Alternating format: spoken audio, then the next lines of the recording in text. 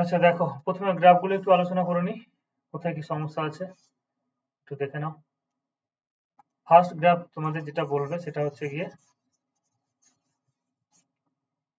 সেটা কি বলেছে জানো, সমবেগে গতিশীল বস্তুর ক্ষেত্রে, সমবেগে গতিশীল বস্তুর ক্ষেত্রে ভি বনাম টি লেখচিত্র। আমরা বলেছিলাম যে যখন আমরা ভি বনাম টি লেখচিত্র অঙ্কন করব, প্রথম ক্ষেত্রে কিন্তু যেটা থাকবে, প্রথমে যেটা থাকবে সেটা হচ্ছে ওয়াই অক্ষে আসবে, প্রথমে যেটা থাকবে সেটা ওয়াই অক্ষে আসবে, এবং পরে যেটা থাকবে সেটা হচ্ছে তোমার এক্স অক্ষে আসবে।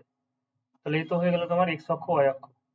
ঠিক আছে, আমাকে বলেছে যে সমবেগে, প্রথমে বলেছে ১ নম্বর যে সমবেগে গতিশীল বস্তুর ক্ষেত্রে বেগ সময় লেখচিত্র অঙ্কন করো। তাহলে এটা হচ্ছে গিয়ে বেগ, এই সাইডে বেগকে রিপ্রেজেন্ট করবে ওই অক্ষে। শোনা যাচ্ছে না দাদা।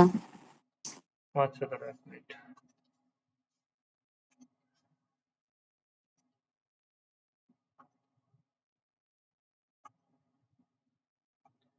মিউট করে রেখে দিয়েছি না।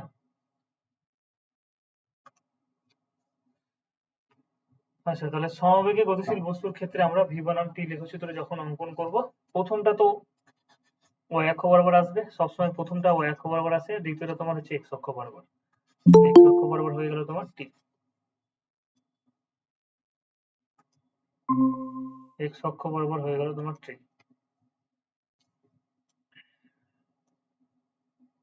এবার সমবেগ বলেছে, তার মানে পার্টিকুলার কোন একটা সময়, ধরুন যখন সময় হচ্ছে 0 তখন বেগ হচ্ছে কি 2 মিটার পার সেকেন্ড।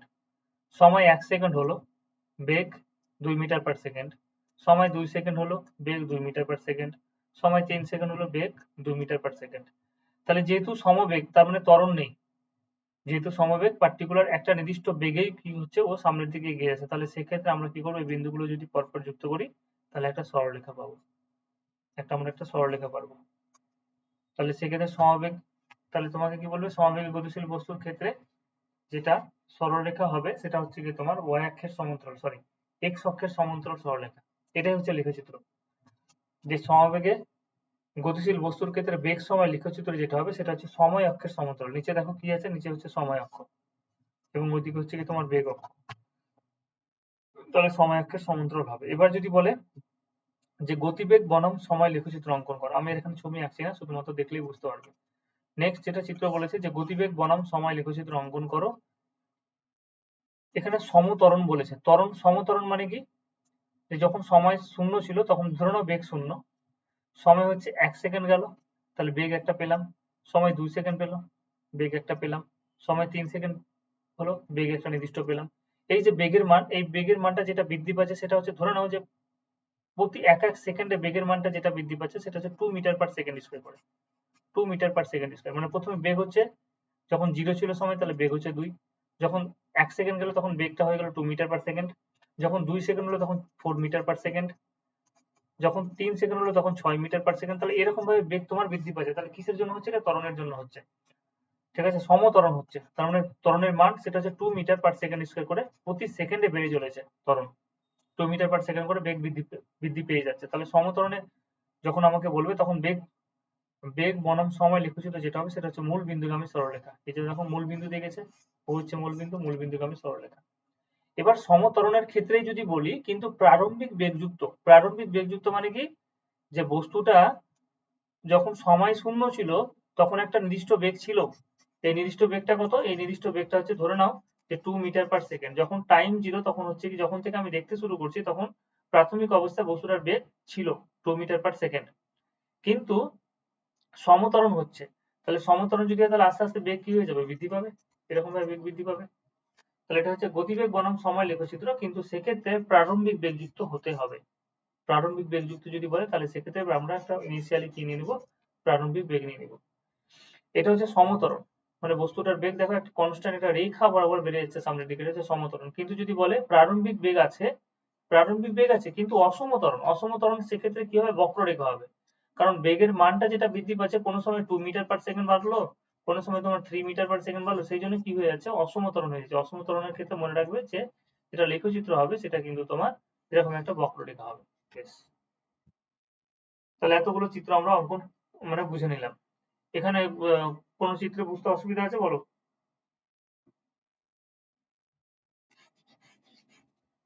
বলো এখানে কোনো অসুবিধা আছে? এটুকুতে? আমি একটা জিনিস বুঝতে পারছি না, মানে হচ্ছে ওই জিরো থেকে যে মানে ওটা একবার তির্যক ভাবে গেল, মানে ওইটা আমি বুঝতে পারছি না কোন দিকে যাবে ওইটা। প্রথমটা তো যেমন বলছো সমবেগ, যেহেতু তাহলে বেগ থেকে ওইভাবে সোজা গেল, তাহলে ত্বরণটা ওইভাবে সোজা যাবে না, মানে না, বেগের ত্বরণের হারটাকে ক্ষেত্রে তো সোজা ত্বরণ এখানেই বলে। যাচ্ছে না। তুমি একটা জিনিস বুঝতে পারছো না তাহলে, যে আমরা যদি বেগ সময় লেখচিত্র অঙ্কন করি, তাহলে সেক্ষেত্রে যখন সময় 0 তখন একটা পার্টিকুলার ধরো বেগ আছে 2 মিটার পার সেকেন্ড। আবার 1 সেকেন্ড পরে দেখছো, আবার 1 সেকেন্ড পরে দেখছো ওর বেগটা কনস্ট্যান্ট, চেঞ্জ হচ্ছে না। সেটা 2 মিটার পার সেকেন্ডই আছে। 2 metre per second. 3 second 2 second পরে দেখছি 2 মিটার পার সেকেন্ড। 3 সেকেন্ড পরে দেখছি 2 মিটার পার সেকেন্ড। তাহলে বেগ তো বাড়ছে না গো, একটা কনস্ট্যান্ট হয়ে যাচ্ছে বেগটা পুরো। মানে ত্বরণ নেই, ত্বরণ 0। তাহলে এরকম হ্যাঁ, লিখতে হবে। ওটা সমবেগ হলে আর কি। হ্যাঁ, এবার এবার আমি ধরে নিলাম যে কোন একটা বস্তু কণার প্রারম্ভিক বেগ হচ্ছে যখন সময় 0, তখন বেগও 0। তখন বেগ 0। কিন্তু যখন 1 সেকেন্ড হলো, 1 সেকেন্ড পরে ওর বেগে একটা বৃদ্ধি পেল। তাহলে 1 সেকেন্ড পরে আমি ধরে নিলাম বেগ হচ্ছে গিয়ে, এখানে নিলাম। সেটা হচ্ছে গিয়ে 1 সেকেন্ড পরে বস্তুটার বেগ কত আচ্ছা হলো? আচ্ছা, সময়ও বাড়ছে, মানে সময়ের সাথে ওইটা বেগটা বাড়লে, মানে সময়ের সাথে বুঝতে একটু পারছি, বেগ তাহলে বাড়বে। ঠিক আছে। ত্বরণ বলেছে না, সমত্বরণ। হুম হুম। তাহলে 1 সেকেন্ড পরে বস্তুটার বেগ হলো 2 মিটার পার সেকেন্ড। 2 সেকেন্ড পরে বস্তুটার বেগ আবার বৃদ্ধি পেয়ে গেল। কারণ ত্বরণ হচ্ছে 2 মিটার পার সেকেন্ড। তাহলে পার সেকেন্ডে তোমার বেগ বৃদ্ধি পাবে 2 মিটার করে। তাহলে 4 হয়ে গেল। তারপরে আবার 6 হয়ে গেল। এরকম ভাবে বৃদ্ধি পাচ্ছে। তাহলে সেই জন্য মূল বিন্দুগামী সরলরেখা হচ্ছে। হ্যাঁ, এটা বুঝতে পারছি এবার। আর তার আগের গুলোয় কি সমস্যা? এখানে সমস্যা হওয়ার কথা না। এখানে কি বলেছে? প্রারম্ভিক বেগ আছে। তাহলে প্রারম্ভিক বেগ যেহেতু আছে, তাহলে প্রথম দিকে একটা নির্দিষ্ট বেগ আছে 2 মিটার পার সেকেন্ড। তারপরে ও কি করছে? সমত্বরণে চলে এরকম একটা রেখা হবে। সোজা একটা রেখা হবে, যেরকম ত্বরণের ক্ষেত্রে হয়েছিল। কিন্তু দ্বিতীয় ক্ষেত্রে অসম ত্বরণ যদি হয়, তাহলে অসম ত্বরণ হলে তো আঁকা-বাঁকা পথে যাবে, এরকম ভাবে। অসম ত্বরণ মানে কি? বেগ বৃদ্ধি পাচ্ছে কিন্তু নির্দিষ্ট হারে না। কোন সময় 1 সেকেন্ডে 2 মিটার পার সেকেন্ড বৃদ্ধি পেল, কোন সময় 1 সেকেন্ডে 3 মিটার পার সেকেন্ড বৃদ্ধি পেল। সেই জন্য এরকম ভাবে আমরা একটা বক্ররেখা নিচ্ছি উপরের দিকে। নিচের দিকে হবে না, তখন মন্দনে চলে আসবে। ঠিক আছে? ত্বরণ হলে উপরের দিকে যাবে। হ্যাঁ, বুঝতে পারছি এবার। হ্যাঁ, এবার বুঝলাম। আচ্ছা, এবার এখানে দেখো কি বলেছে। এবার বলেছে যে ক্রমবর্ধমান ত্বরণের ক্ষেত্রে প্রথম দুটো চিত্রে, একটা হচ্ছে ক্রমবর্ধমান ত্বরণ, একটা হচ্ছে ক্রমহ্রাসমান ত্বরণের ক্ষেত্রে। ক্রমবর্ধমান মানে দেখেই বুঝতে পারছো যে আস্তে আস্তে কি হয়ে যাবে? বেগ বৃদ্ধি পাবে। যদি, মানে তোমাকে কোশ্চেন এরকম বলেছে যে ধরে নাও কোন একটা বস্তুর প্রারম্ভিক বেগ তোমার দুই রকম ভাবে হবে, যে প্রারম্ভিক বেগ ই হচ্ছে 0। ঠিক আছে? দুটো চিত্র ওরা এঁকেছে, একটা এটা আর একটা এরকম এঁকেছে। এরকম আঁকার মানে কি? যে প্রথমে যেটা এঁকেছে সেটা হচ্ছে ডট ডট লাইন দিয়ে যেটা আঁকা হয়েছে, সেখানে হচ্ছে প্রারম্ভিক বেগ নেই। বস্তুটার প্রারম্ভিক বেগ কত? 0। এবার ত্বরণ নিল, কিন্তু ত্বরণটা কি হচ্ছে? ক্রমবর্ধমান ত্বরণ। ক্রমবর্ধমান মানে কি? বৃদ্ধি পেয়ে যাচ্ছে।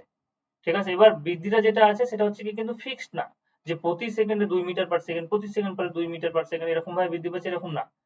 যে যখন 0 তখন বেগ 0। ধরে নাও যখন 1 তখন ত্বরণ হচ্ছে গিয়ে 2 metre per second. Second square ত্বরণ মানে 1। কিন্তু দ্বিতীয় ক্ষেত্রে যখন তোমার 2 সেকেন্ড, ধরে নাও 1 সেকেন্ডের পরে 2 সেকেন্ড হয়ে গেল, তখন ত্বরণ যেটা বাড়ছে সেটা হচ্ছে 3 metre per second square. 3 metre per second square. তাহলে ত্বরণ যেহেতু ফিক্সড বাড়ছে না, একটা নির্দিষ্ট ওয়েতে বাড়ছে না, সেজন্য বেগটাও কিন্তু তোমার ফিক্সড বাড়বে না। তাহলে বেগ যদি ফিক্সড না বৃদ্ধি পায়, সমত্বরণ হচ্ছে ক্রমবর্ধমান ত্বরণ হচ্ছে। ক্রমবর্ধমান ত্বরণ মানে বেগটাও তোমার আস্তে আস্তে কি হয়ে যাবে? বৃদ্ধি পেয়ে যাবে। সেই জন্য রেখাটাকে এরকম ভাবে নিয়েছে। ক্রমবর্ধমান মানে কি? ক্রমে ক্রমে বৃদ্ধি পাচ্ছে। প্রথমে ত্বরণ বৃদ্ধি পেল 2 মিটার পার সেকেন্ড। পরের ক্ষেত্রে ত্বরণ কি হচ্ছে? 1 সেকেন্ডে তোমার 4 হয়ে গেল। মানে গতিবেগ তোমার 1 সেকেন্ডে 4 মিটার পার সেকেন্ড বৃদ্ধি পেয়ে গেল। পরের ক্ষেত্রে দেখা গেল 1 সেকেন্ডে 8 মিটার পার সেকেন্ড বৃদ্ধি পেয়ে গেল। ক্রমবর্ধমান, আস্তে আস্তে বেড়েই চলেছে। তাহলে এরকম ভাবে যদি বেড়েই চলে, তাহলে সেক্ষেত্রে কি হয়ে যাবে? আস্তে আস্তে গ্রাফটাও কিন্তু উপরের দিকে উঠবে। কিন্তু যদি প্রারম্ভিক বেগ হয়, তাহলে প্রথম দিকে একটা ইনিশিয়াল ভেলোসিটি নিয়ে নিব। একটা নির্দিষ্ট ভেলোসিটি আছে, সেটা ভেলোসিটি কত? 1 মিটার পার সেকেন্ড। এবার আবার ক্রমবর্ধমান ত্বরণ, তাহলে এরকম ভাবে যাবে। বেশ, এটা হচ্ছে অধিবৃত্তাকার হয়, এটাকে বলে অধিবৃত্তাকার। ক্রমবর্ধমান ত্বরণের ক্ষেত্রে যেটা লেখচিত্র আসবে সেটা হচ্ছে অধিবৃত্তাকার। অধিবৃত্ত এখানে পুরোটা আঁকিনি, এদিকেও হবে এরকম। ঠিক আছে? সেই জন্য অধিবৃত্তের একটা অংশ, সেই জন্য অধিবৃত্তাকার বলছি। অধিবৃত্তের একটা অংশ, সেই জন্য অধিবৃত্তাকার বলছি, এরকম হবে। ঠিক আছে? সেই জন্য একটা পোর্শনটাকে আমরা অধিবৃত্তাকার দিয়ে বলছি। তাহলে একই রকম ভাবে এবার বলো যে সময় শূন্য এবার বলেছে যে ক্রমহ্রাসমান ত্বরণ, পার্টিকুলার ধরে নিব। ক্রমহ্রাসমান ত্বরণ মানে কি, যে প্রথমে যখন সময় শুরু গতিবেগ 0 ধরে নিলাম। এবার প্রথমে দেখা গেল ত্বরণ বৃদ্ধি পাচ্ছে, প্রথমে এইটুকু পর্যন্ত তোমার বেগ বৃদ্ধি পাচ্ছে, এবার আস্তে আস্তে কি হচ্ছে, কমে যাচ্ছে। তাহলে ক্রমহ্রাসমান যদি হয় তাহলে আস্তে আস্তে কি হয়ে যাবে, তোমার কমবে, সেই জন্য এরকম ভাবে বলেছে।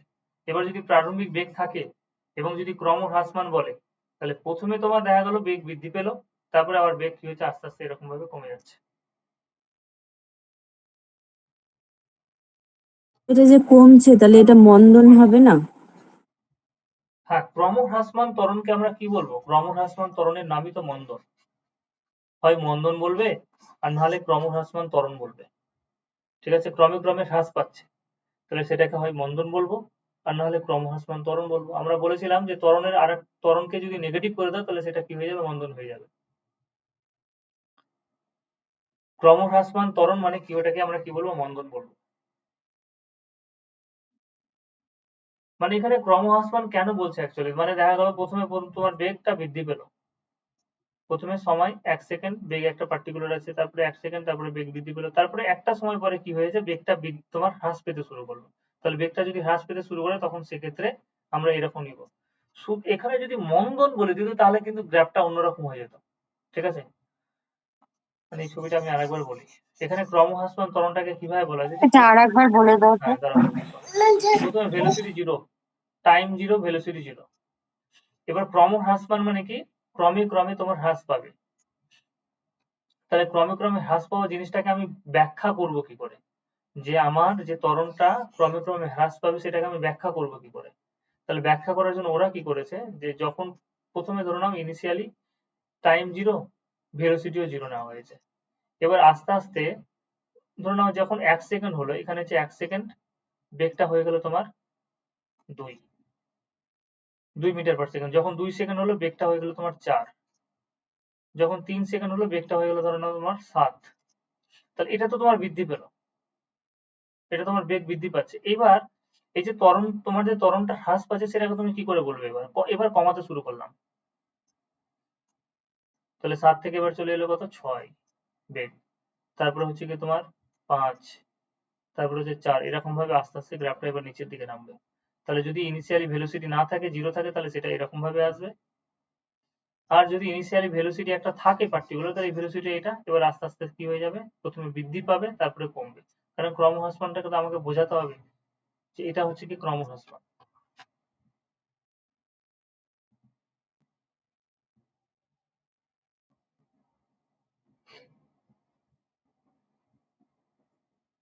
বুঝছি। এবার পরের যেটা বলেছে সমমন্দন, এবার তো মন্দন বলেছে, এবার যখন মন্দন বলে দিবে সমমন্দন বলেছে তারপরে আবার ওকে, যেরকম সমত্বরণ ছিল, সমত্বরণের ক্ষেত্রে তুমি কি করেছিলে বলো। আমি এখানে সমত্বরণটা আগে দেখাই, যে আমাদের সমত্বরণের ক্ষেত্রে কি ছিল, গতিবেগ লিখেছি তো এরকম ছিল, একবারে সোজা এরকম উঠে গেছে সমত্বরণ।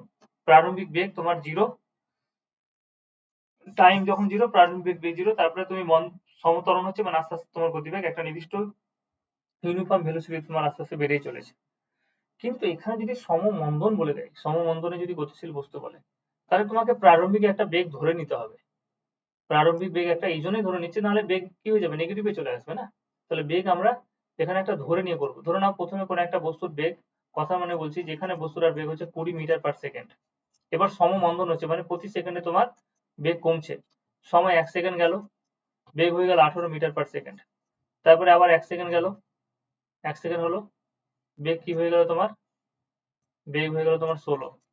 তারপরে আবার 1 সেকেন্ড পরে বেগ কত হয়ে গেল, 14। 1 সেকেন্ড পরে বেগ কত হয়ে গেল তোমার, 14 হয়ে গেল। তারপরে এরকম ভাবে আস্তে আস্তে এখানে কত হয়ে যাচ্ছে, 0 হয়ে যাচ্ছে। আস্তে আস্তে আস্তে আস্তে তোমার মন্দন হচ্ছে। সমমন্দন বলে মানে কি হচ্ছে, দেখো বেগ যেটা কমছে একটা নির্দিষ্ট হারে কমছে, একটা নির্দিষ্ট হারে বেগ কমছে। তাহলে এটা হচ্ছে সমমন্দনে গতিশীল বস্তুর ক্ষেত্রে। কিন্তু যদি অসমমন্দন হয় তাহলে আমরা কিভাবে ব্যাখ্যা করব। অসমমন্দন মানে কি, কোন সময় বেগ তোমার, কোন সময় বেগ তোমার কি হতে পারে, ধরো অসমমন্দনকে আমরা দুই ভাগে ভাগ করেছি, একটা হচ্ছে ক্রমবর্ধমান মন্দন, একটা হচ্ছে কমবে আবার বাড়বে এরকম কি? হ্যাঁ দেখো, একটা ক্রমবর্ধমান মন্দন, ঠিক আছে, আর একটা হচ্ছে ক্রমহ্রাসমান মন্দন। তাহলে ক্রমবর্ধমান মন্দন মানে কি, যে এই যে মন্দনটা হবে সেটা হচ্ছে কি তোমার আস্তে আস্তে মন্দনের প্রবণতাটা বাড়বে। অ্যাকচুয়ালি এটা হচ্ছে কি, এটা দেখো, এটা হচ্ছে কি তোমার সমমন্দন। এই লাইনটা হচ্ছে সমমন্দন। এই মন্দনের যদি এই পাশে যায় তাহলে তোমার যে মন্দনটা কি হচ্ছে আস্তে আস্তে বেড়ে চলেছে। এই মন্দনটা মানে ফিক্সড না। প্রথমে মন্দন দেখা গেল তোমার 2 মিটার পার সেকেন্ড স্কয়ার হলো, কিন্তু পরের যেটা মন্দন সেটা তার থেকে একটু বেশি হয়ে যেতে পারে বা কমে যেতে পারে। তোমার ফিক্সড ক্রম, এখানে কি বলেছে ক্রমবর্ধমান। দাঁড়া 1 মিনিট, দাঁড়াও তো, আমি এখানে গন্ডগোল করছি না তো? দুটো দুটো গ্রাফ আছে, ঠিকই আছে। দাঁড়াও এখানে ছবিটা এখানে।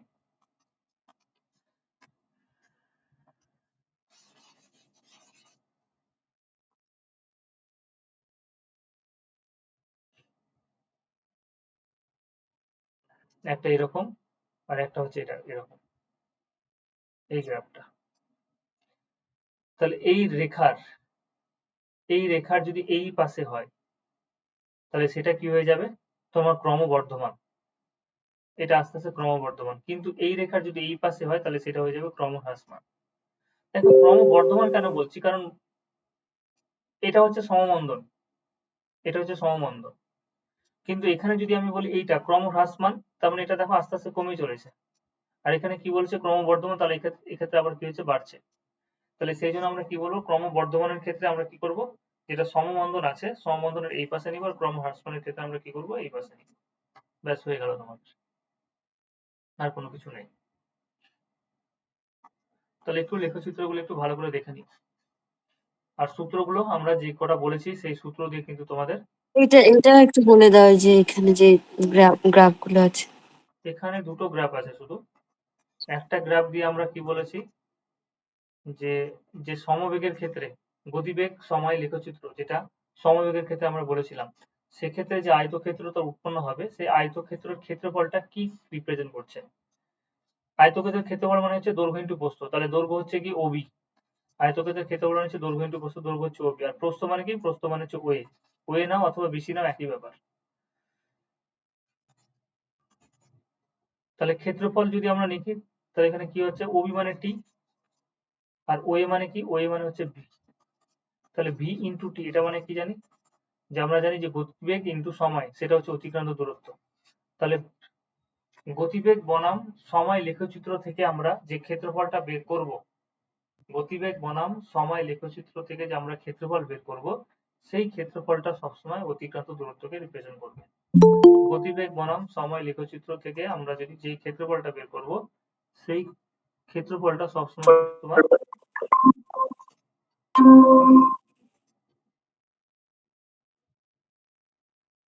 গতিবেগ বনাম সময় লেখচিত্র থেকে আমরা যে ক্ষেত্রফলটা পাবো সেই ক্ষেত্রফলটা সমান অতিক্রান্ত দূরত্বকে রিপ্রেজেন্ট করবে। ব্যাস হয়ে গেল। আর ত্বরণের জ্যামিতিক প্রকাশ তো আমি বলেছিলাম, শোনো, ত্বরণের জ্যামিতিক প্রকাশ যদি আমরা বলি, এখানে সেদিন এর আগের ক্লাসটা তোমরা রেকর্ডিং ক্লাসটা একটু দেখে নিও তাহলেই হলো। যে ত্বরণ মানে হচ্ছে বেগের বৃদ্ধি বাই সময়, ঠিক আছে? ত্বরণ মানে হচ্ছে বেগের বৃদ্ধি বাই সময়। লেখচিত্রতে দেখো প্রারম্ভিক একটা বেগ আছে সেটা হচ্ছে ইউ, এটা হচ্ছে প্রারম্ভিক বেগ। তারপরে বেগটা আবার কি হয়ে গেল, বৃদ্ধি পেয়ে গেল, কারণ একটা বস্তু তোমার, সেখানে দেখিয়ে দিই, এটা হচ্ছে প্রারম্ভিক বেগ যেটা হচ্ছে ইউ। এবার একটা বস্তু সম বেগে চলছে, সরি সমত্বরণে চলছে, তাহলে সমত্বরণে চলে লেখচিত্রটা এরকম হবে।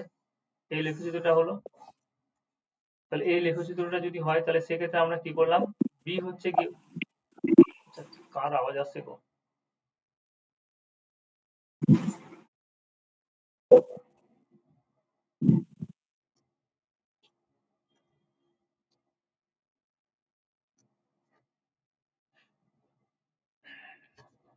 আচ্ছা, তাহলে একটা বস্তুর প্রারম্ভিক গতিবেগ হচ্ছে ইউ, তাহলে এটা হচ্ছে প্রারম্ভিক গতিবেগ। এবার কি হলো, যে বস্তুটা সমত্বরণে চলছে, তাহলে সমত্বরণে চলে সেক্ষেত্রে বস্তুর লেখচিত্র হবে এইভাবে। তাহলে বি হচ্ছে অন্তিম একটা বিন্দু, যে বিন্দুতে গতিবেগ যদি আমরা করি তাহলে এটা হচ্ছে গতিবেগ। দেখো ওয়াই অক্ষ মানে কি, এটা হচ্ছে, এগুলো হচ্ছে তোমার গতিবেগ রিপ্রেজেন্ট করবে। এই যে রেখাগুলো আমরা টানছি এটা হচ্ছে গতিবেগ, কারণ আমরা ওয়াই অক্ষকে গতিবেগ হিসাবে নিয়েছি। আর এই অক্ষ বরাবর যদি আমরা নিই এইভাবে, তাহলে এটা হচ্ছে তোমার বেগ, এই সময়, এটা হচ্ছে সময়। তাহলে লাস্ট অন্তিম গতিবেগ যেটা হচ্ছে সেটা হচ্ছে ওবি, ওবির মান কত সেটা হচ্ছে ভি, অন্তিম গতিবেগ হচ্ছে ভি। প্রারম্ভিক গতিবেগ ছিল কত সেটা হচ্ছে ইউ। কত সময়ে গতিবেগের পরিবর্তন হয়েছে সেটা হচ্ছে টি সময়, টি সময়ে গতিবেগের পরিবর্তন ভি মাইনাস ইউ বাই টি, তাহলে একক সময় কত ভি মাইনাস ইউ বাই টি। এই যে গতিবেগের পরিবর্তন, এটাকে আমরা কি বলবো, ত্বরণ বলবো। এই যে গতিবেগের পরিবর্তন, এটাকে আমরা ত্বরণ বলবো। এবার তুমি যদি ভি মাইনাস ইউ বাই টি করো, তাহলে সেটাকে আমরা ট্যান থিটা কেন বলছি, ট্যান থিটা মানে হচ্ছে লম্ব বাই ভূমি। আমরা এই ত্রিভুজটা যদি নিই, তাহলে এই ত্রিভুজটার ক্ষেত্রে খুব ভালো করে তুমি যদি লক্ষ্য করো, তাহলে দেখবে ভি মাইনাস ইউ মানে হচ্ছে এটা, এইটুকুটা হচ্ছে ভি মাইনাস ইউ, মানে হচ্ছে এইটুকুটা হচ্ছে ভি মাইনাস ইউ, এখান থেকে এইটুকুটা হচ্ছে ভি মাইনাস ইউ, কারণ এখান থেকে পুরোটা এটা হচ্ছে তোমার ভি, আর এখান থেকে এইটুকুটা হচ্ছে কি তোমার ইউ, এখান থেকে এইটুকুটা হচ্ছে ইউ, এইটুকুটা। তাহলে ভি মাইনাস ইউ মানে হয়ে গেল তোমার, যেন বলছিলাম, হ্যাঁ, ভি মাইনাস ইউ। আচ্ছা, টি সময় তাহলে বেগের পরিবর্তন কত হচ্ছে, টি সময় যেটা বেগের পরিবর্তন হচ্ছে সেটা হচ্ছে ভি মাইনাস ইউ। তাহলে একক সময় বেগের যেটা পরিবর্তন সেটা হচ্ছে V minus U by T. আর এটাকে আমরা ট্যান থিটা কেন বলছি, কারণ ট্যান থিটা মানে হচ্ছে লম্ব বাই ভূমি। তাহলে এই ত্রিভুজটার ক্ষেত্রে যেটা আমরা এঁকেছি আলাদা করে, এই যে এই ত্রিভুজটা, ট্যান থিটা যদি আমরা বলি, তাহলে সেক্ষেত্রে লম্ব মানে কি হয়ে যাচ্ছে, এটা, এই পোর্শনটা হচ্ছে লম্ব, আর ভূমি কোনটা, ভূমিটা হচ্ছে এটা। তাহলে ট্যান থিটা মানে কি, ট্যান থিটা মানে যে কোণে নত, এটা হচ্ছে ট্যান থিটা, এটা হচ্ছে থিটা, এটা হচ্ছে থিটা। তাহলে ট্যান থিটা মানে কি হচ্ছে লম্ব বাই ভূমি, লম্ব মানে এটা আর ভূমি মানে হচ্ছে এটা। তো অ্যাকচুয়ালি কি পেলাম, ট্যান থিটা মানে হচ্ছে V minus U by T, V minus U by T. এটাকে আমরা কি বলবো, এটাকে আমরা বলবো ট্যান থিটা মানে V minus U by T, আর এটাকে আমরা বলছি তোমার ত্বরণ, ঠিক আছে, মানে এ। সেই জন্য এখানে একটা জিনিস বলা হয়েছে যে বেগ বনাম ভি লেখচিত্রের, নতি, যেটা নতি মানে যে কোণে নত, বেগ বনাম ভি লেখচিত্রের নতি মানে যে কোণে নত, তার ট্যান থিটাকে, যে কোণে নত, তার ট্যান থিটাকে আমরা কি বলবো, ত্বরণ বলবো। এই যে এবি সরলরেখার নতি মানে হচ্ছে ট্যান থিটা, যে কোণে নত। এই রেখাটা যে কোণে নত সেটা হচ্ছে থিটা কোণে নত, তার ট্যান থিটা সেটা হচ্ছে কি তোমার ত্বরণ। শুধু একটু মনে রাখতে তাহলে হলো। ট্যান থিটা মানে কি, ট্যান থিটা মানে বেগ বনাম ভি লেখচিত্র ট্যান থিটা দিয়ে আমরা কি রিপ্রেজেন্ট করি, সেটা ত্বরণ রিপ্রেজেন্ট করি। বা বেগ বনাম ভি লেখচিত্র এবি সরলরেখার নতি দিয়ে আমরা কি রিপ্রেজেন্ট করি, সেটা হচ্ছে কি তোমার ত্বরণ রিপ্রেজেন্ট করি। বেশ, তাহলেই হলো। এবার সমীকরণ সূত্রগুলো তোমাদের শুধুমাত্র মনে রাখতে বলেছিলাম, যে সূত্রগুলো মনে রাখতে পারলে তোমরা অঙ্ক করতে পারবে। নিউটনের এগুলো সূত্র হয়ে গেছে সব।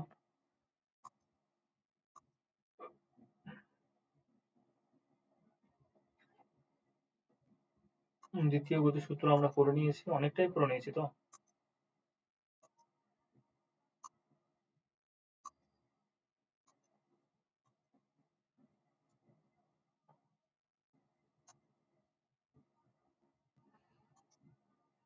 আচ্ছা, রৈখিক ভরবেগের কিছু উদাহরণ দেওয়া আছে, রৈখিক ভরবেগের উদাহরণ তোমরা দেখে নিও।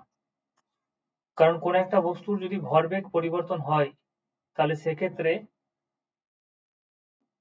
কোন একটা বস্তুর মধ্যে যদি গতিবেগ থাকে এবং যদি ভরও থাকে, তাহলে সেক্ষেত্রে ওই বস্তুটার আমরা যদি গতিবেগ ব্যাখ্যা করতে চাই, তাহলে ভরবেগের সাহায্যে ব্যাখ্যা করবো। এখানে একটা উদাহরণ আমি বলে দিচ্ছি, দেখো একটা উদাহরণ কি বলেছে, যে ধরা যাক একটি জল ভর্তি বোতল অভিকর্ষের অধীনে অবাধে পতনশীল। বোতলটির পতনকালে অভিকর্ষের ত্বরণের প্রভাবে এর গতিবেগ ক্রমশ বৃদ্ধি পায়। এটা স্বাভাবিক ব্যাপার, যে তোমাদের মধ্যে কাউকে যদি আমি 10 তলা বিল্ডিং এর উপর থেকে যদি ছেড়ে দিই, তাহলে সেক্ষেত্রে তোমরা যখন যত ভূপৃষ্ঠের নিচে আসবে, যত ভূপৃষ্ঠের কাছাকাছি আসবে, তত তোমার কিন্তু কি হবে, গতিবেগ বৃদ্ধি পাবে। কেন, যে প্রতি সেকেন্ডে আমাদের অভিকর্ষের ত্বরণের মান কত, সেটা হচ্ছে 9.8 অন, 9.8 অন বা 9.8 অ্যাপ্রক্সে লিখে, বা কোনো জায়গায় ক্যালকুলেশনের সুবিধার জন্য আমরা কি লিখি, 10 মিটার পার সেকেন্ড স্কয়ারে বলি। তাহলে আমি 9.8 অন নিয়ে বোঝাচ্ছি, 9.8 অন মিটার পার সেকেন্ড। এটা মানে কি, যে প্রতি সেকেন্ডে আমার গতিবেগ কত বৃদ্ধি পাবে, 9.8 অন মিটার পার সেকেন্ড করে গতিবেগ বৃদ্ধি পাবে। তাহলে তুমি যখন ভূপৃষ্ঠের একবারে কাছাকাছি আসবে, তখন তোমার গতিবেগ সব থেকে বেশি হবে, যদি অভিকর্ষের ত্বরণ কাজ করে তাহলে। অর্থাৎ বোতলটি, অর্থাৎ কি বলেছে দেখো, ক্রমশ বৃদ্ধি পায়, অর্থাৎ বোতলটিতে সৃষ্টি গতির পরিমাণ বৃদ্ধি পায়। এক্ষেত্রে ভর স্থির থাকায় এর গতিবেগ দ্বারাই ভর যেহেতু স্থির, মানে বেগ ভর হচ্ছে কি ওর একটা নির্দিষ্ট ভর আছে, কোন একটা বস্তু যেটা পড়ছে ভর তো ফিক্সড, তাহলে বস্তুটা যখন পড়ছে তাহলে প্রত্যেকটা জায়গাতে ওর কিন্তু ভর ফিক্সড, প্রত্যেকটা জায়গাতে ভর ধরে নাও এম, প্রত্যেকটা জায়গাতে বস্তুটার যেটা ভর সেটা হচ্ছে এম, এখানেও ইউ, এখানে ইউ, এখানে এম হচ্ছে, প্রত্যেকটা জায়গাতে ভর হচ্ছে কি এম, ভর চেঞ্জ হচ্ছে না। তাহলে শুধুমাত্র গতির দ্বারাই, গতিবেগ দ্বারাই কি করব আমরা এর গতির ব্যাখ্যা করতে পারবো, গতিবেগ দ্বারাই এর গতির ব্যাখ্যা করতে পারবো। গতিবেগ দ্বারা এর গতির ব্যাখ্যা মানে কি, যে আমরা যে সূত্রগুলো করেছিলাম, যে আমরা যে সূত্রগুলো করেছিলাম, একটা সূত্র তোমার এরকম করেছিলাম যে s equals to vt, t সময় পরে বস্তুটার কি পরিমাণ অতিক্রান্ত দূরত্ব অতিক্রম করবে, v সমান হচ্ছে u প্লাস এটি করেছিলাম।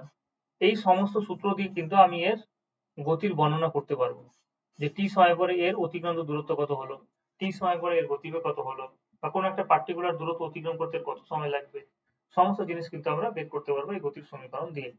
কিন্তু যদি এরকম হয়ে যায়, কিন্তু যদি এরকম হয়, কিন্তু বোতলটি থেকে জল লিক করতে থাকলে, ওই বোতলটা থেকে যদি জল, এক বোতল জল, এক বোতলের পুরোটা আমি জল ভর্তি করে নিয়েছি এবং একটা জায়গায় পার্টিকুলার ধরুন নিচের পোর্শন আমি ফুটো করে দিয়েছি, তাহলে বোতলটি থেকে যদি উপর থেকে এবার পড়ে তাহলে সেক্ষেত্রে কি হয়ে যাবে, যে জল সমেত বোতলটির ভর ক্রমশ হ্রাস পেতে থাকে। যদি লিক করে দিই আমরা বোতলটিতে তাহলে সেক্ষেত্রে কি হয়ে যাবে, জল সমেত বোতলটির ভর কিন্তু ক্রমশ হ্রাস পেতে থাকে। একই সঙ্গে বোতলটির গতিবেগও ক্রমশ কি হয়ে যায়, অভিকর্ষীয় ত্বরণের জন্য গতিবেগ কিন্তু বৃদ্ধি পেতে থাকে। তাহলে এই ক্ষেত্রে বোতলটির গতির পরিমাপ শুধুমাত্র আমরা কি করতে পারবো না, গতিবেগ দিয়ে আমরা কিন্তু ব্যাখ্যা করতে পারবো না, ভরও কিন্তু গুরুত্বপূর্ণ ভূমিকা পালন করে, কারণ ভরও পরিবর্তন হয়ে যাচ্ছে। বলা যায় যে বস্তুর ভর এবং গতিবেগের সমন্বয়ে সৃষ্টি গতির ধর্মকে আমরা ভরবেগ, ভরবেগী গতির ধর্মকে অর্থাৎ ভরবেগী বস্তুর গতির পরিমাপের গতির পরিমাপ নির্দেশ করে। এখানে কি বলতে চাইলাম, যে কোন একটা বস্তুর যদি ভর স্থির থাকে তাহলে সেক্ষেত্রে আমরা এই সূত্রটা দিয়ে কিন্তু, যতগুলো আমাদের সূত্র করেছিলাম এই সূত্র দিয়ে আমরা কিন্তু গতির সমীকরণ ব্যাখ্যা করতে পারবো, ওর গতিকে ব্যাখ্যা করতে পারবো। কিন্তু যদি ভরই পরিবর্তন হয়ে যায় তাহলে সেক্ষেত্রে আমরা কিন্তু ভর বেগের কনসেপ্টটা নিয়ে আসবো, ভর বেগের কনসেপ্ট থেকে কিন্তু আমরা গতির সমীকরণ কিন্তু ব্যাখ্যা করতে পারবো, তাছাড়া কিন্তু করা যাবে না, কারণ বস্তুটার ভর কিন্তু ফিক্স নেই। ভর ফিক্স থাকলে আমরা ওই নর্মাল আমাদের সূত্র দিয়ে কিন্তু ওর গতির সমীকরণ ব্যাখ্যা করতে পারবো, কিন্তু যেহেতু ভর চেঞ্জ হয়ে যাচ্ছে, তাহলে ভর চেঞ্জ হয়ে যাওয়া মানে ভরবেগ চেঞ্জ হয়ে যাচ্ছে, প্রতি মুহূর্তে চেঞ্জ হয়ে যায়, তাহলে সেক্ষেত্রে আমরা কিন্তু এরকম ভাবে গতির সমীকরণ ব্যাখ্যা করতে পারবো না, সেক্ষেত্রে ভরবেগের একসাথে আমাকে নিতে হবে, নাহলে কিন্তু করা যাবে না। একই রকম ভাবে তোমরা পরের দুটো কিন্তু দেখে নিও, কারণ এগুলো পড়লেই হবে, সেরকম কোনো কিছু নয়।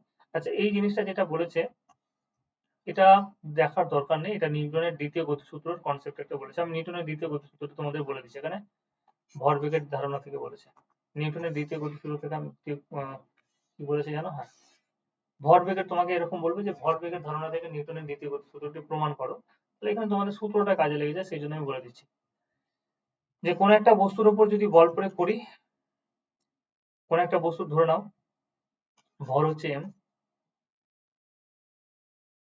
আচ্ছা এখানে আমি বলে দিই, ছবি এঁকে বলে দিই তাহলে ক্লিয়ার হয়ে যাবে।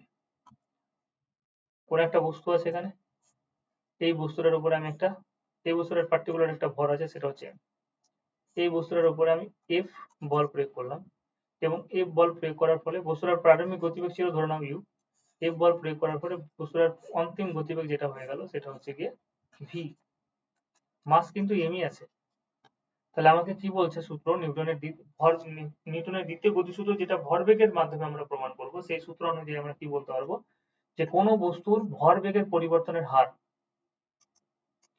কি বলেছে, কোনো বস্তুর ভরবেগের পরিবর্তনের হার, তাহলে দেখো টি সময় ধরে তুমি বল প্রয়োগ করেছো যার ফলে বস্তুটার বেগের পরিবর্তন কত হলো, ইউ থেকে ভি, তাহলে টি সময়ে বস্তুর বেগের পরিবর্তন কত হলো, তাহলে আমরা যদি বলি যে টি সময়ে বস্তুর বেগের পরিবর্তন, তাহলে টি সময়ে বস্তুর বেগের পরিবর্তন হলো ভি মাইনাস ইউ, ধরে নাও যে বল যেটা প্রয়োগ করেছি যার ফলে বস্তুটার গতিবেগ কিন্তু বৃদ্ধি পেয়েছে, তাহলে ভি গ্রেটার দেন ইউ, টি সময়ে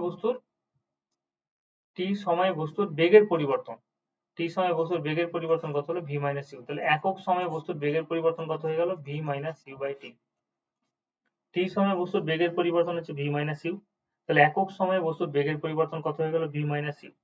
আচ্ছা, এটা হয়তো অনেকের বুঝতে অসুবিধা হচ্ছে, কোন একটা বস্তুর প্রারম্ভিক গতিবেগ ধরে নাও 10, অন্তিম গতিবেগ ধরে নাও 20, এই যে 10 থেকে 20 হলো কত সেকেন্ডে, সেটা হচ্ছে 5 সেকেন্ডে, তাহলে আমি বলতে চাইছি যে 5 সেকেন্ডে তাহলে বস্তুর বেগের পরিবর্তন কত?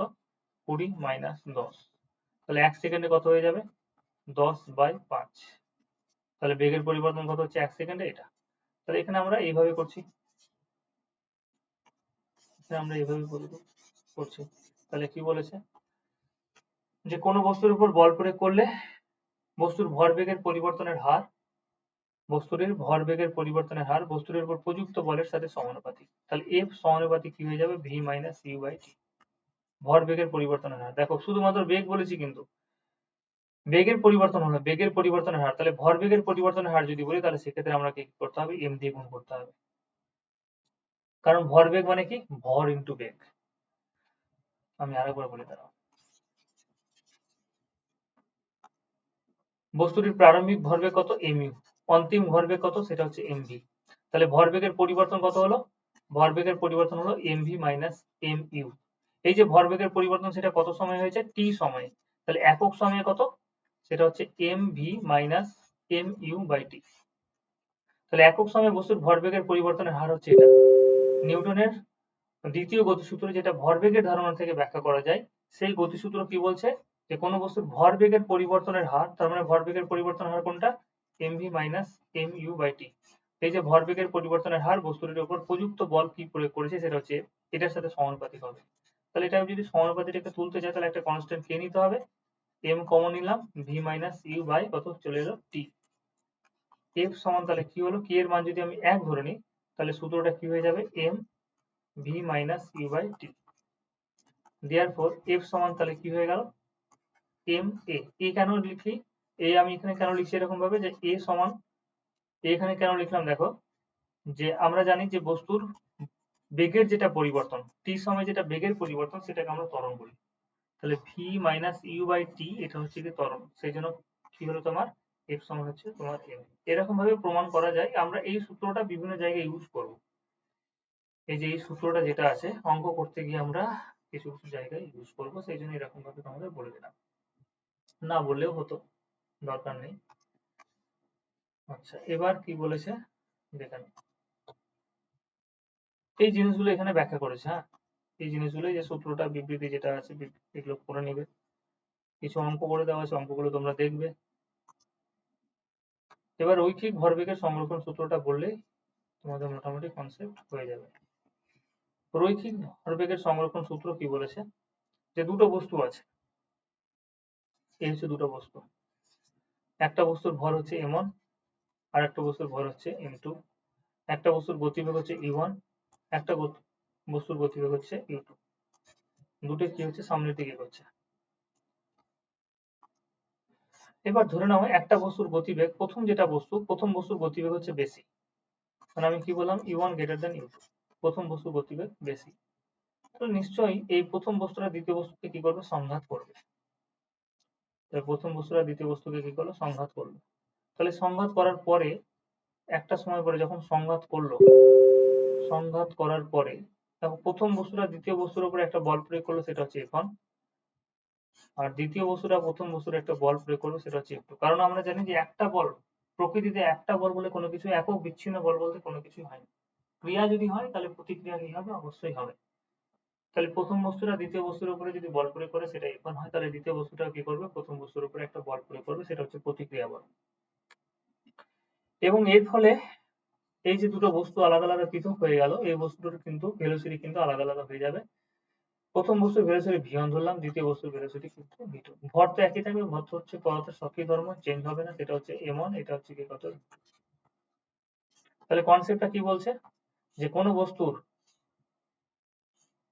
কি বলেছে একটু দেখে নাও, বলেছে কোনো বস্তু সংস্থার উপর বাইরে থেকে কোনো বল প্রযুক্ত না হলে, এই যে আমি এক্সপেরিমেন্টটা করছি, এই এক্সপেরিমেন্ট করার সময় যাতে বাইরে থেকে কোনো রকম বল প্রযুক্ত না হয়, এবং দুটো বস্তু যদি, তাহলে বস্তু সংস্থার কি হবে?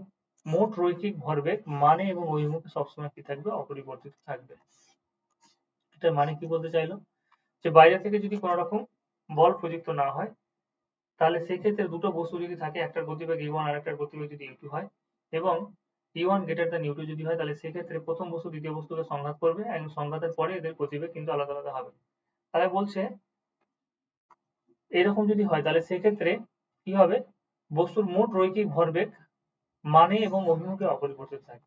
রৈখিক ভরবেগ মানে কি, প্রথম বস্তুটার ভরবেগ, প্রথম দুটো বস্তুর প্রথম দিকে ভরবেগ কত ছিল দেখো, প্রথম বস্তুটার যদি ভরবেগ বলি তাহলে m1 e1, দ্বিতীয় বস্তুটার প্রারম্ভিক ভরবেগ কত ছিল m2 e2, পরে সংঘাত হওয়ার পরে প্রথম বস্তুর ভরবেগ কত হলো m1 v1 m2 v2, এই দুটো কি থাকবে তোমার সমান থাকবে। এটা হচ্ছে সূত্র। তোমাদের বিভিন্ন রকম ভাবে কোশ্চেন দিয়ে দিতে পারে, সেই জন্য আমি একবার থিওরিটা বলে দিলাম। ঠিক আছে, তোমাকে বলে দিবে দুটো বস্তুর ভরবেগ হচ্ছে m1, দুটো বস্তুর ভর হচ্ছে m1 m2, প্রারম্ভিক গতিবেগ হচ্ছে e1 m2, সংঘাত করার পরে বস্তুটার গতিবেগ হলো v1 v2, তাহলে সেক্ষেত্রে কোনটি সত্য, চারটা অপশন দিয়ে দিল কোনটি সত্য, তাহলে এটা মনে রাখবে যে প্রারম্ভিক ভরবেগ এবং অন্তিম ভরবেগ সর্বদা কি থাকে, একই থাকে। ঠিক আছে, আর এটা পড়লাম যে নিউটনের দ্বিতীয় গতিসূত্র অনুযায়ী কোনো বস্তু সংস্থার ভরবেগের পরিবর্তনের হার বস্তুটির উপর প্রযুক্ত বলের সাথে সমানুপাতিক হয়, যেটা ব্যাখ্যা করলাম, ওই জিনিসটা এখানে শর্টে লেখা আছে, আর কোনো কিছু না। আচ্ছা, তাহলে এই যে ভরবেগের ধারণা, ঠিক আছে, এটা প্রমাণ করা হয়েছে যে ক্রিয়া সমান প্রতিক্রিয়া, ক্রিয়া সমান প্রতিক্রিয়া থেকে আমরা কি প্রমাণ করতে পারবো, প্রারম্ভিক ভরবেগ এবং অন্তিম ভরবেগ হচ্ছে গিয়ে সমান। এটা ক্লাস 9 এ ক্লাস 10 এ তোমার প্রমাণ আছে, 9 এর এসে প্রমাণ আছে, তো তোমাদের তো প্রমাণ দরকার নেই, তোমাদের শুধু থিওরি দরকার আছে যে একটা একক বিচ্ছিন্ন বল বলতে কোনো কিছু নেই, তাহলে একটা বস্তু যখন আরেকটা বস্তুর উপর বল প্রয়োগ করবে F1 বল, তখন অন্য বস্তুরা এর উপর একটা বল প্রয়োগ করবে, সেটা হচ্ছে F2, এবং এই দুটো বল কি হয়ে যাবে, F1 সমান হচ্ছে -F2, ক্রিয়া প্রতিক্রিয়া সমান এবং বিপরীতমুখী হয়। ওখান থেকে আমরা বললাম যে কোনো বস্তুর ভরবেগের পরিবর্তন হার সবসময় হচ্ছে কি তোমার ফিক্সড, প্রারম্ভিক এবং অন্তিম ভরবেগ কি থাকবে, বা সংঘাতের পূর্বে মোট রৈখিক ভরবেগ এবং সংঘাতের পরে মোট রৈখিক ভরবেগ সবসময় কি হবে, সমান হবে। সংঘাতের পূর্বে মোট রৈখিক ভরবেগ এবং সংঘাতের পরে মোট রৈখিক ভরবেগ যদি সমান হয়, তাহলে ক্রিয়া সমান প্রতিক্রিয়া হবে। এটাও হচ্ছে কি তোমার নিউটনের তৃতীয় গতিসূত্র। ঠিক আছে, এবার রিকয়েল অফ গান দেখে নাও, এটা করার পরে তোমাদের এইটুকু করে আজকে ছেড়ে দেবো, আর বেশি কিছু নেই। রিকয়েল অফ গান কি বলছে, বন্দুকের পিছু হটা। এই যে বন্দুকের পিছু হটা বা কামান থেকে গোলা যখন ছোড়া হয়, ঠিক আছে, বা আমরা ব্যাট দিয়ে যখন বলকে মারি, ঠিক আছে, তাহলে সেক্ষেত্রে প্রত্যেকটা জিনিসের ক্ষেত্রে কি হয়ে যাবে, ক্রিয়া হলে প্রতিক্রিয়া হবে, ক্রিয়া হলে প্রতিক্রিয়া হবে, এবং এটা সব ক্ষেত্রে হচ্ছে কি তোমার নিউটনের তৃতীয় গতিসূত্র থেকে ব্যাখ্যা করা যায়। এইটুকুটা তোমরা পড়ে নিবে যে একটা বন্দুক থেকে যখন আমরা, হচ্ছে বন্দুক ধরে নাও একটা, ঠিক আছে, এই হচ্ছে বন্দুক, বন্দুকের ভেতরে কি থাকে, একটা সুচল এরকম গুলির মতো থাকবে, ঠিক আছে, এই একটা গুলি। তো প্রারম্ভিক অবস্থায় ধরে নাও বন্দুকের যেটা ভর সেটা হচ্ছে m, এবং গুলির যেটা ভর আছে সেটা হচ্ছে স্মল m। বন্দুকের গতিবেগ প্রারম্ভিক অবস্থায় হচ্ছে 0, মানে v, বন্দুকের গতিবেগ v সমান 0, গুলির গতিবেগ হচ্ছে স্মল v, সেটা হচ্ছে কি তোমার 0। তাহলে প্রারম্ভিক অবস্থায় যদি আমরা বলি, তাহলে বলবো mv প্লাস স্মল mv, এটা হচ্ছে কি তোমার, যেটা আমি ভুল বললাম, এক মিনিট,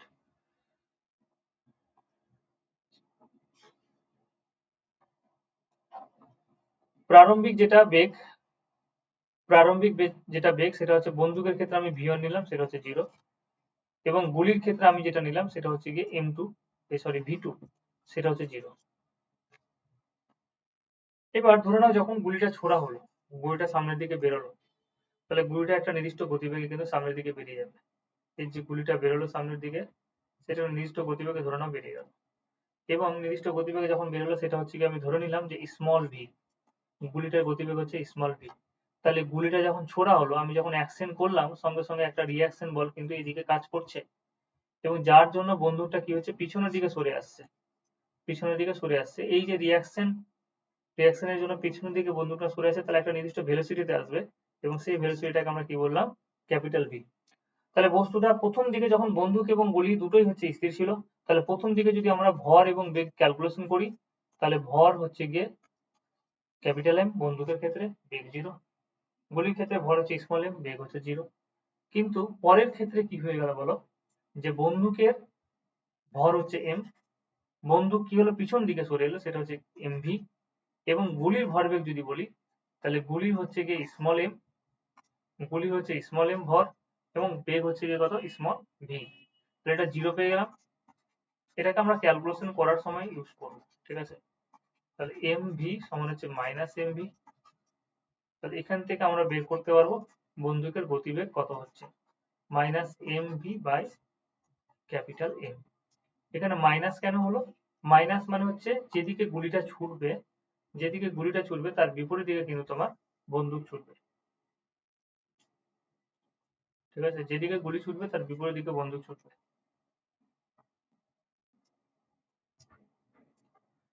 তাহলে এই হচ্ছে গিয়ে আমাদের কনসেপ্ট।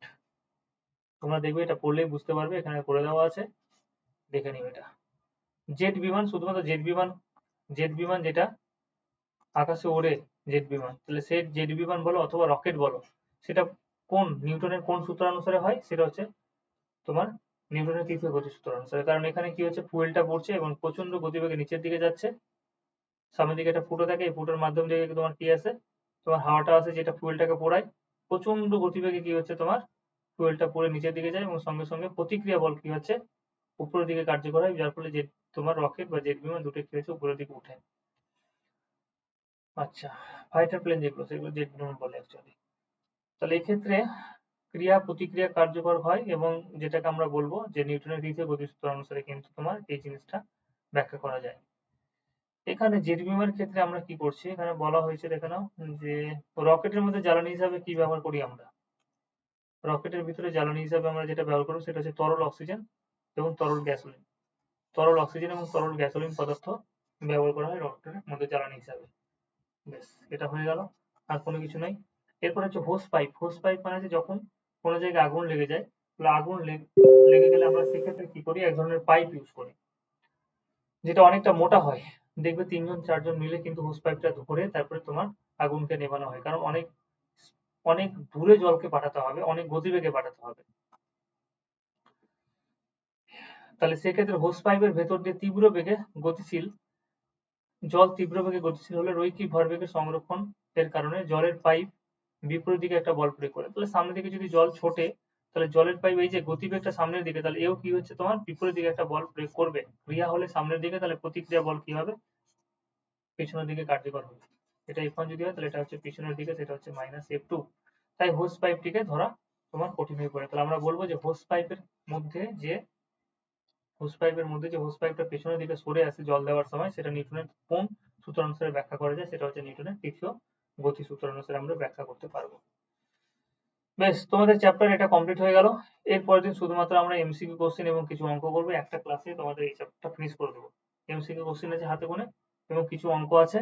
এটা চ্যাপ্টার হয়ে গেলে আমরা আরো চ্যাপ্টার ধরবো এবং আলোর সাথে সাথে আমি বায়োলজিও পড়াবো, ঠিক আছে? তোমাদের দুটো চ্যাপ্টার, মানে এই মাসের মধ্যে আমার 3টে অন্ততপক্ষে ফিজিক্সের চ্যাপ্টার এবং 2টো বায়োলজি চ্যাপ্টার কমপ্লিট করতে হবে। ম্যাথের যেরকম ক্লাস হচ্ছে হবে, হোক। ঠিক আছে, তাহলে আজকে এটুকুই থাক। কার কোনো জিজ্ঞাসা আছে? না, নেক্সট তাহলে কবে? শুক্রবার? হ্যাঁ, নেক্সট শুক্রবার। ঠিক আছে।